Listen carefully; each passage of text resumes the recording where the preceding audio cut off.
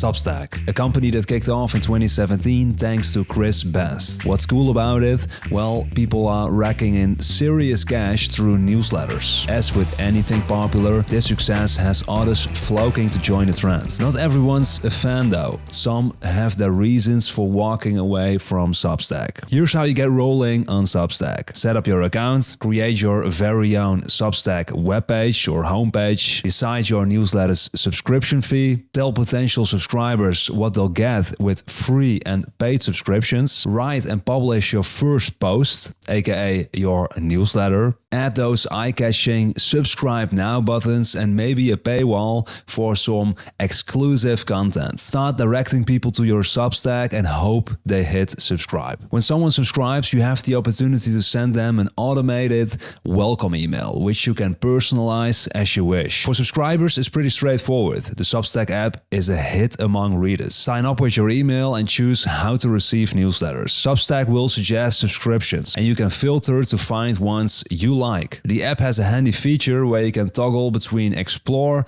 and following to see content from both new and subscribed writers. Find a post you like, click and read. Some might have parts paywalled for premium content though. Writers can recommend others, helping grow their network. For instance, if I subscribe to Doomberg, he might suggest others like Stock Market Nerd. One catch: to become a paid subscriber, you've got to do it via the web and not the app. Substack's great for connecting readers and writers. They claim 40% of free and 20% of paid subscribers come from within their network. Starting a newsletter on Substack is free, unlike platforms like MailChimp. You only have to pay when someone subscribes to your paid content, with Substack taking a 10 to 18% cut, including processing fees. Despite the perks, not everyone's sold on Substack. Reasons vary, from wanting more sophisticated email features to high fees